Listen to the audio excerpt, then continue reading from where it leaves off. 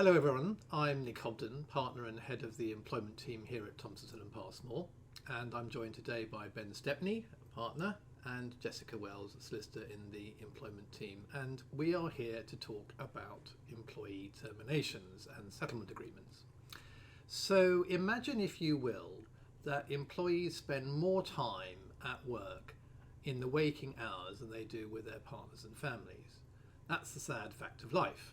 The workplace and colleagues are such an integral part of our lives that we experience the highs and lows with our jobs, and sometimes circumstances lead to stress.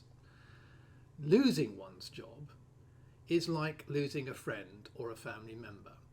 So much so that people can experience intense grief, and no one can really prepare you for that day and that time when you're called into a meeting by management to be told that your job is at risk and that management want to move you on. Now, the shock at being faced with that reality is that you may no longer be employed by the firm that you worked hard for and were loyal to for so long. Is very hard, and you can't take things in. So what are you going to do about it? You may not have applied for another job for over 5 years. How will you recover from this? So with me to discuss all this is Ben and Jessica. And I want to start by asking you, Ben, exactly what happens in that situation? What should the employee do? Well, the employee shouldn't make any quick decisions, and nor should the employer expect them to make any decisions on the spot. That would be very unfair, potentially unlawful as well. As difficult as a meeting can be for the employee, the key is to try to listen to what's been said by the employer, what's going to happen next, why is this meeting being called. This is just to try to help you rationalise it when you get home and take on board what's been said. When the dust has settled, think about documents, think about getting together your employment contract, your employer's staff handbook, any updates to your employment contract, any documentation about share awards that you may have been given in the past, so you can get a pack together to provide to any solicitor or trade union rep that you might want to consult about what's happened going forwards. Okay, and then what happens next? So the employer will likely follow up with a note or a letter about what was said at the meeting and what happens next. This is also another chance for the employee to sit down and see in writing what's on offer for them. There may be a consultation process to follow, say for example about a redundancy or an allegation that the employee is underperforming. And the employee should use that consultation process to put forward any complaints they have about why they've been singled out in this way, and to really engage with the process, because if you don't raise things during that consultation process, you might regret not doing so further down the line. Okay.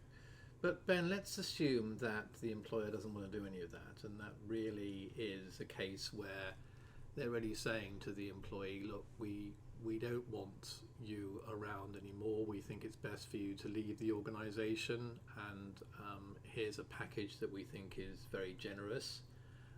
What should the employee do in those circumstances, and how do they go about perhaps trying to improve on that offer? So the first thing to do is to look at the terms that are on offer and think about those terms that are going to be most important to the employee. So that will include when employment is going to come to an end, how the notice period is going to be dealt with, whether a reference will be included, how any unvested share options are going to be dealt with, and also how those items are going to be taxed.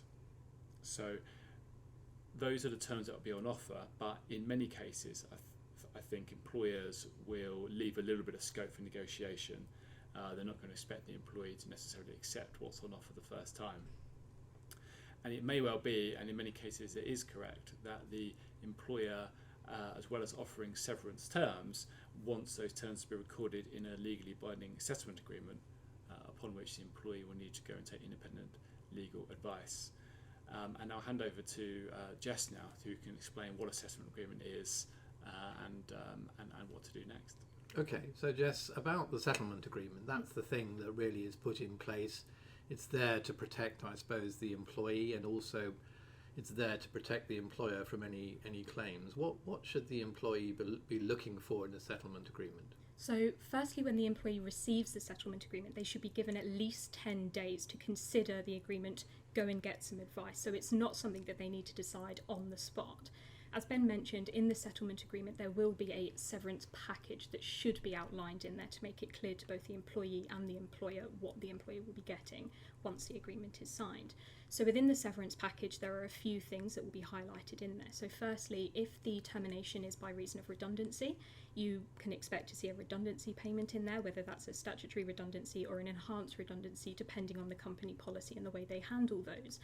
If there is a pile-on clause or a pay in lieu of notice clause in the contract of the employee and it permits them to be given a pay in lieu of notice, and where they're not working their notice period either through garden leave or actually going into the office and working, you can expect to see a correct pay in lieu of notice clause in there as well.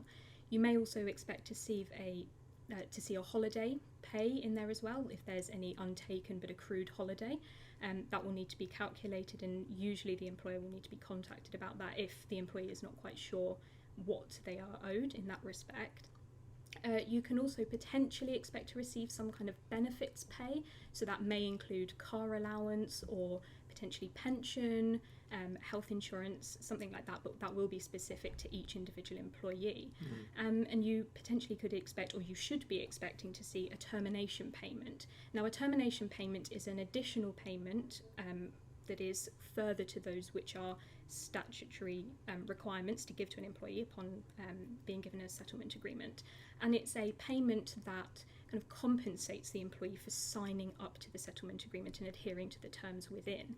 Now, Ben briefly mentioned the tax position, and the tax position is all other payments other than that termination payment will be subject to tax and national insurance contributions in the usual way, whereas the termination payment, or that compensation payment, up to a cap of £30,000 is expected to be tax and national insurance exempt. So Right. There shouldn't be something in there, and that's Okay. under legislation. Good, okay. So where does this 10-day period come from? Where's the magic in the 10 days? So this is advised by ACAS. So under ACAS guidance, an employee should be given 10 days to go away, consult, receive advice. They shouldn't be making the decision immediately because, as you said, Nick, it's a huge decision for employees.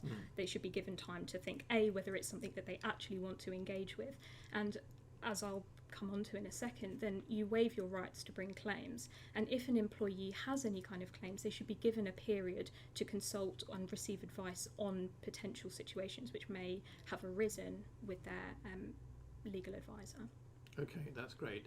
Ben, coming back to you, I want to just talk about the negotiation side of things. I mean, what is it that the employee will expect their advisor, their union representative, or say one of us as legal advisors for them to try and achieve for them in the context of negotiations?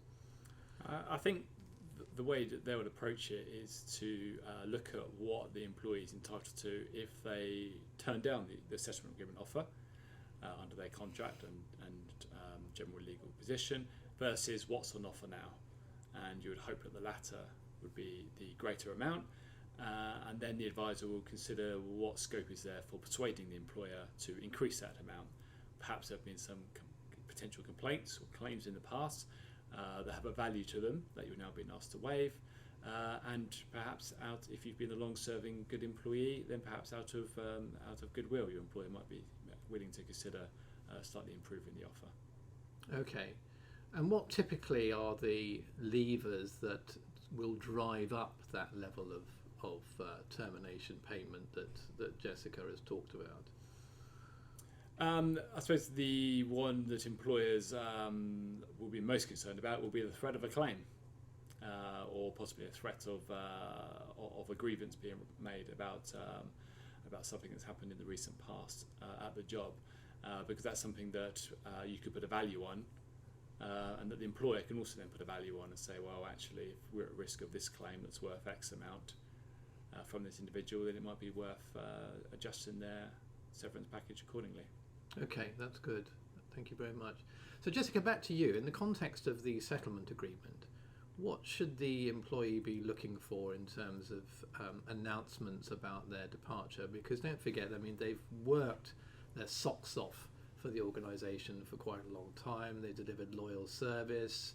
They've probably got a employee record that has no blemishes in terms of disciplinary warnings, etc. And suddenly they're going. What should they expect about an announcement within the organisation and also externally? I think the key thing to kind of think about for an employee is, like you say, Nick, this is it will be a difficult time for them going into the settlement agreement. It's likely to be out of their hands that they're going into that, and kind of having control on a reference on what will be said about their departure is really important.